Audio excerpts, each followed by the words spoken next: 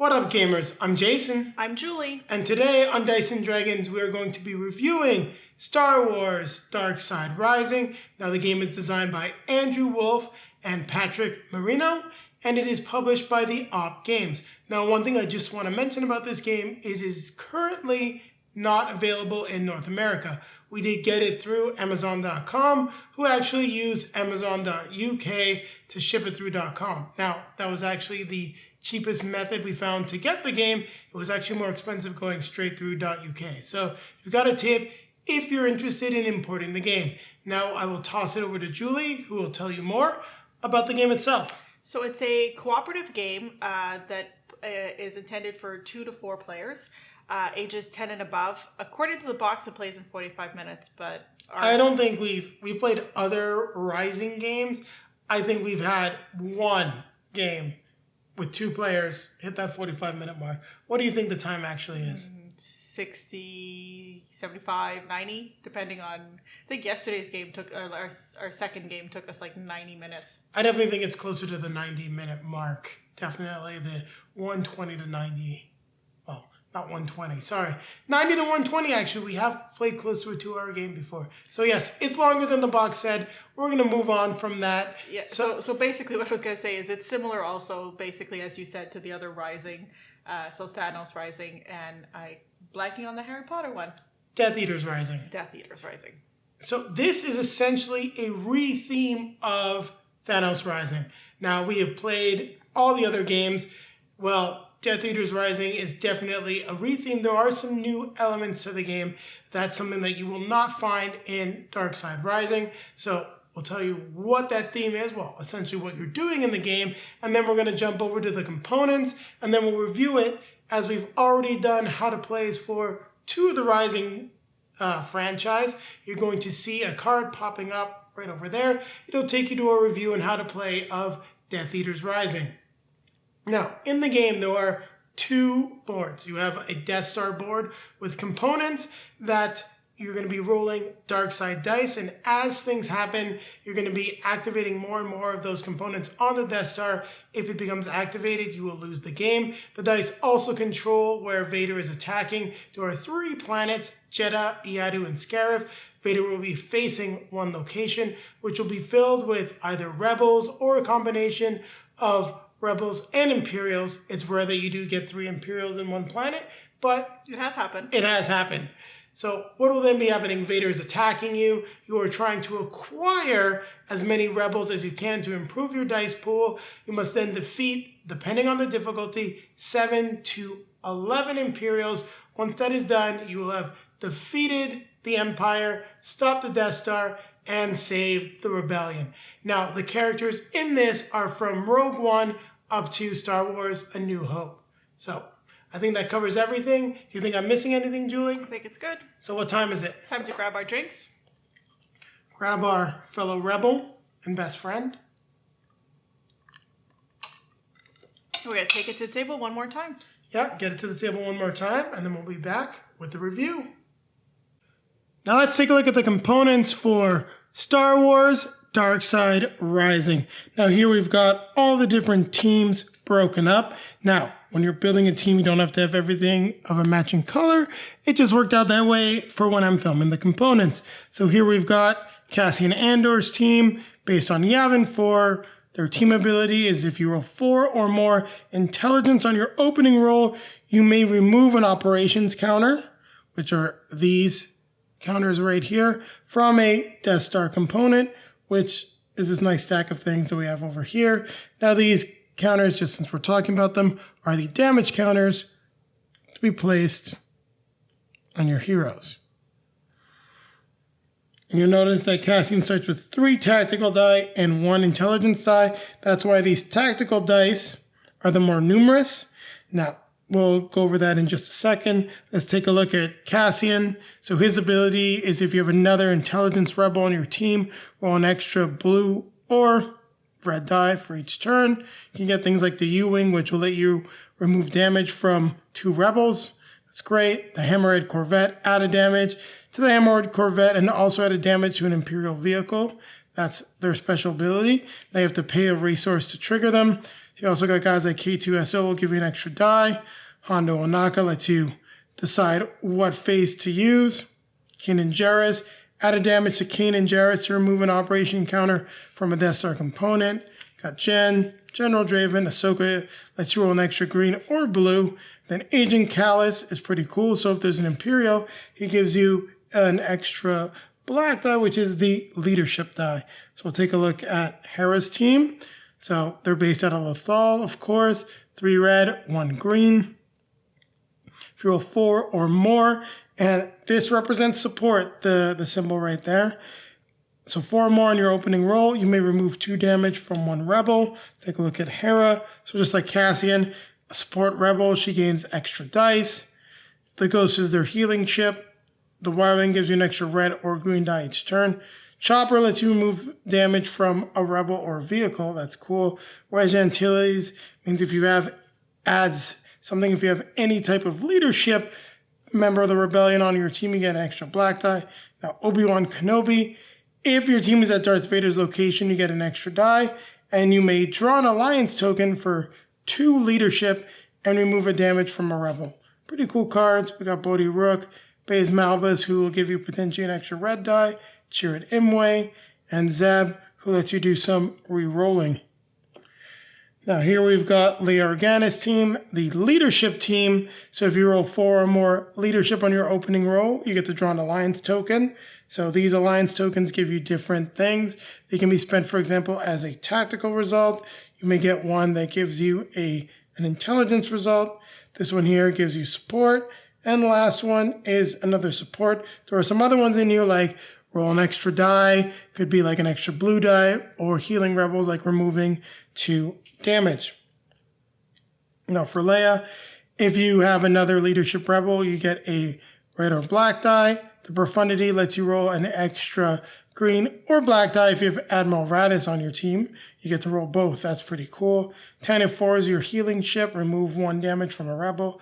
C-3PO lets you pick the side of a leadership die. Admiral Raddus is pretty cool. Each time a new Imperial is revealed, you get a free alliance token. Plus, if you got the Profundity, you're just going to kick some butt. So, lots of good stuff there. Mon Mothma, if you have an intelligence rebel on your team, you get a blue die. So there's definitely ways, as you can see, that you're going to be building out your squad of rebels and being able to defeat the Empire. Now, the last team we got is Luke Skywalker's team out of Tatooine. Now, if you roll 6 or more on an opening roll, you may add a damage to an Imperial. So that's the tactical symbol. So we've got Luke, who you need another tactical rebel to get a red or green die. If in his X-Wing, if your team is at a location with the Imperial vehicle, you get a bonus die. Now, if you got Han or Chewie on your team, you get an extra red die, and you can remove 2 damage from a rebel by triggering it with a tactical result. R2 lets you roll more damage of your vehicle. For every damage you add to an Imperial, you may remove a damage from a rebel, while Rex is really powerful. Sabine Wren lets you draw an alliance token. Han Solo gives you more dice. Makes sense, especially with his gambling history. Every 2 damage that goes on Chewbacca lets you roll an extra die each turn. Ezra Bridger lets you pick what you're doing. Makes sense for the character.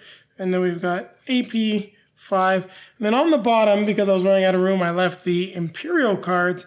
So as you can see, we got the ATSC Combat Assault Tank, TIE Fighter, Stormtrooper, Death Trooper. And you notice that when Darth Vader is in their location, they have different results. So you added damage to all tactical and intelligence rebels if you got the Scout Trooper. If Darth Vader is in the same location as Thrawn, you added damage to the most damaged rebel on all players' teams. That's annoying. With Tarkin, if Vader is at this location, remove a damage from all their Imperials, so he heals everyone. If Vader is at this location for Krennic, roll a die an additional time, and if you roll the same result, also added damage to all rebels on the active player's team. Wow, that's really nasty. So as you can see, there's lots of things the Imperials can do to defeat the rebels. With the Star Destroyer, if Darth Vader is at this location, add a damage to all rebels in the clockwise adjacent location. Oof. Don't want those guys to stay out. So here we've got the 3 sectors we're going to be attacking to prevent the dark side from rising. We've got Scarif, Iadu, and Jeddah. Darth Vader will rotate between the locations.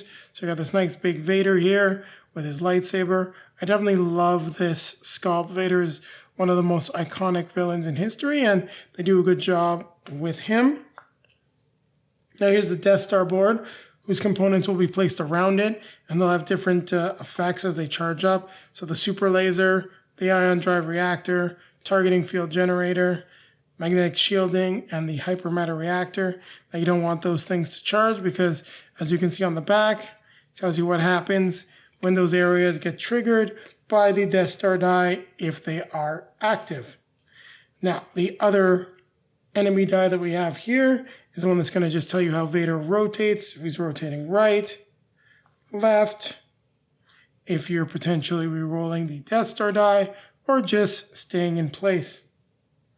Now here are just the tokens for the different teams so you can show where you're going on the board. So support, green, intelligence, tactical, leadership. Now we've got the dice here. So 6 tactical because everyone starts with a lot of tactical.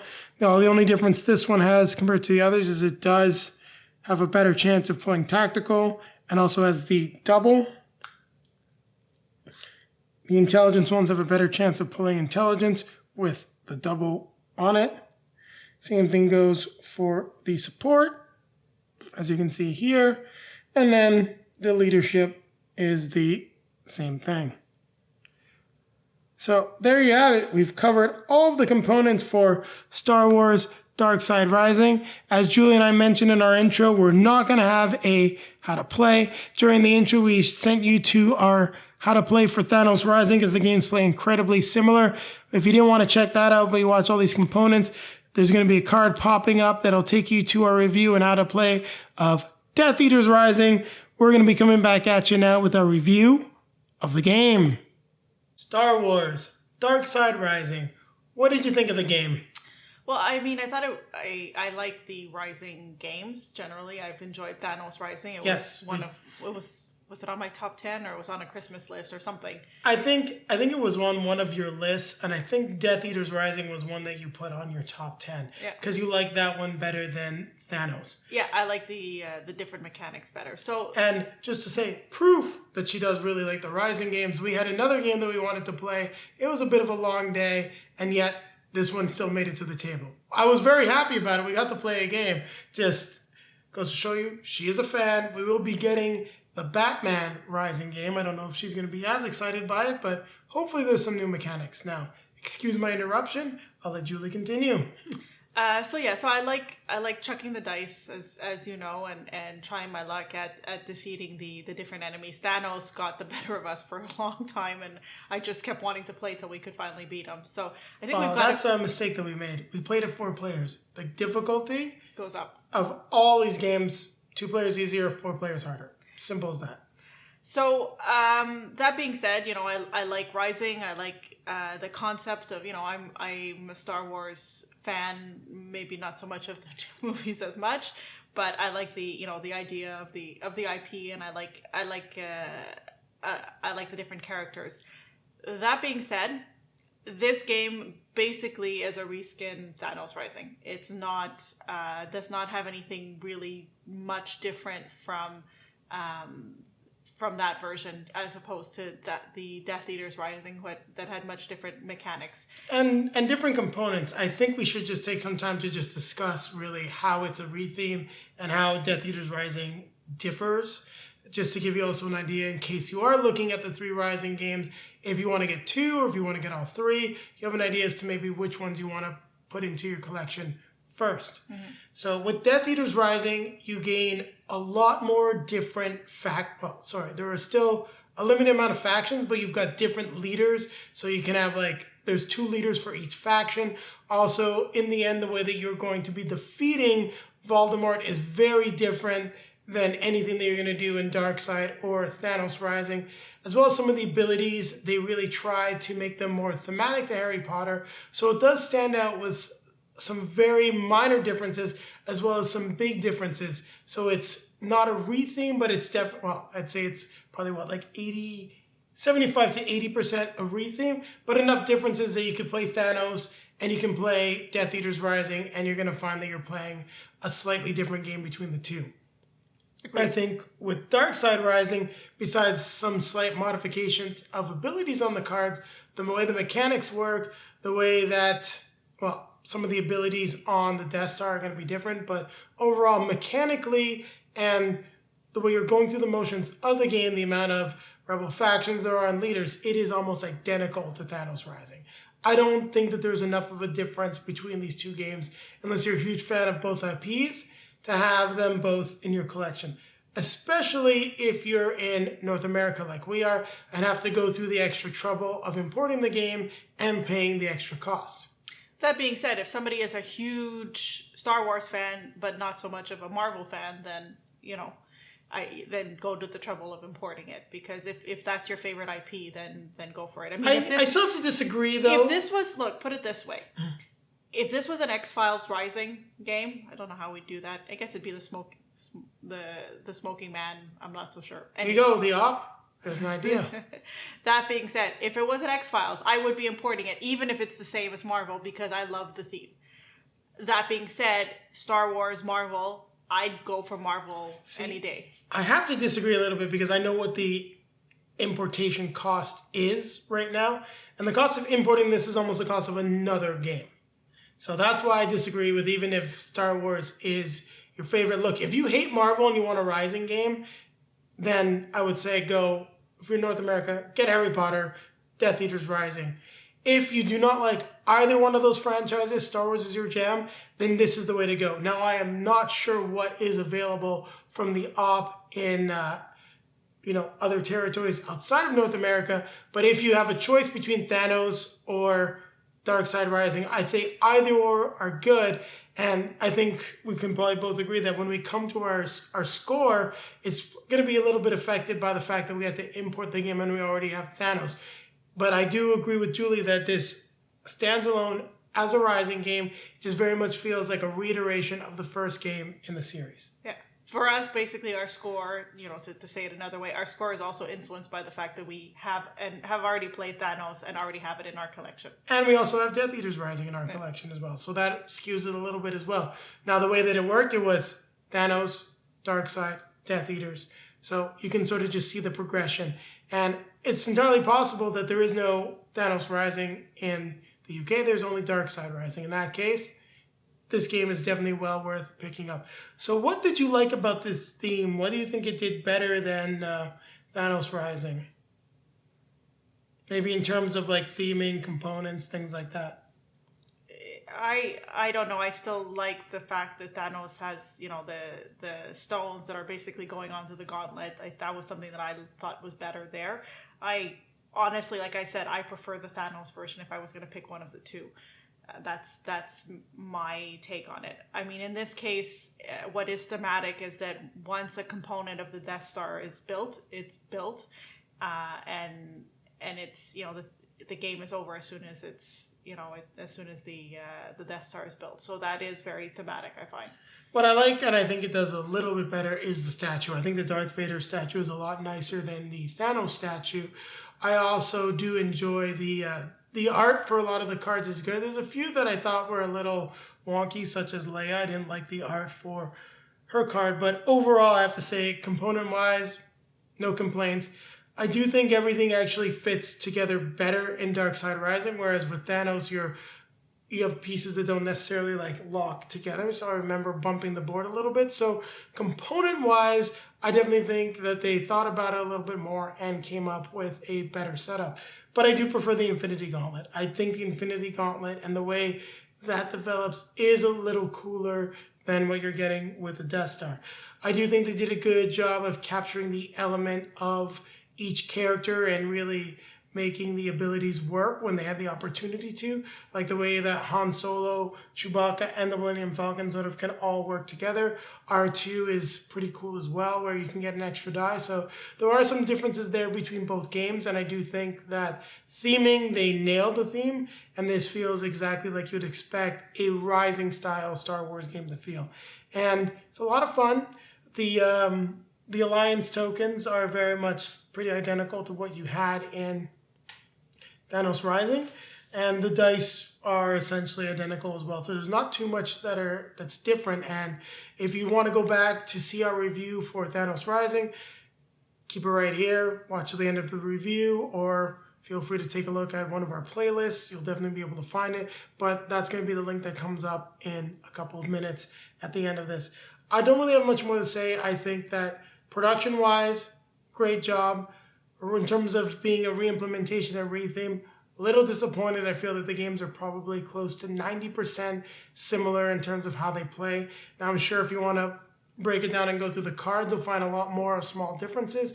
I don't think it's anything near a standard enough to justify having both games in the collection. Unless you're a huge fan, as I mentioned, or you like Star Wars. So for us, I think we're going to end up keeping this in our collection just because of the trouble that we went through to get it. And also, we are Star Wars and Marvel fans. So there's no... I do like the option to change the flavor a little bit depending on who we're playing with. Yep. I mean, I did really enjoy playing the game. It was nice. It actually made me want to pull out Thanos again. We have so many other games to play, though, so not likely. Yes, this jumped ahead of 3 other games that were supposed to be played, but not sure when the review will actually be released, but just so you know, that's how this got to the table. It showed up and hit the table almost immediately. So what is your score for the game? Like I said, this is influenced by the fact that we already Well, you can always give it sort of a split rating if you want to. Yeah, to me... Based on the fact that it's, because I scored the other Rising, I know much higher than this, but for me, it's based on the fact that we already have it and it is very similar. To me, it's a 6.5. It would be higher had I not. I'd probably give this a 7 or a 7.5 if I hadn't played Thanos. No, and I have to agree. This is definitely a 6.5 for me. Once again. And I think more so than anything else, it's playing Death Eaters Rising that sort of influenced my score, seeing how you can re-implement the system with some new stuff, but still keeping the core elements of the game. So that's why I definitely give this a 6.5. That being said, I do think that the game is solid, and if this was our first experience, as Julie said, I'd be giving it a 7 or a 7.5. Now, if you don't have a Rising game, then I think you should consider that we really like the series, and the game is more like a 7.5 in that case. So with that being said, Julie, what time is it now? It's time to like, comment, subscribe, and hit the bell to be notified when we have some new content for you. Well, if you are following the video, you will be able to find out when new comments show up. And we always like to see comments. Also, down below in the video description, you will find links to all of our social media feeds. Facebook, Twitter, Instagram. You can see plenty of pictures of Julie and I playing all of the Rising games, especially Darkside Rising, on those feeds. And then popping up in front of us will be links to some of our previously released videos. Here you have one that will take you back to our most recently released one. And then popping up in front of Julie is the link to our review and how to play. It's the second time it popped up. No, it came up in the components to Thanos Rising. Now, what time is it? It's time to grab our drinks. Grab our fellow rebel, or are we just survivors of the aftermath of the Death Star attack? And we're going to keep playing games. Going to keep playing games. Yeah, it'll be interesting to see what Batman brings to the table. Yeah, Batman is probably of all the IPs that this would be my least favorite of them. Well, hopefully it's a new re-implementation. Hopefully, it would be hard to beat, I think, Death Eaters Rising, but we'll see. Maybe they'll do it.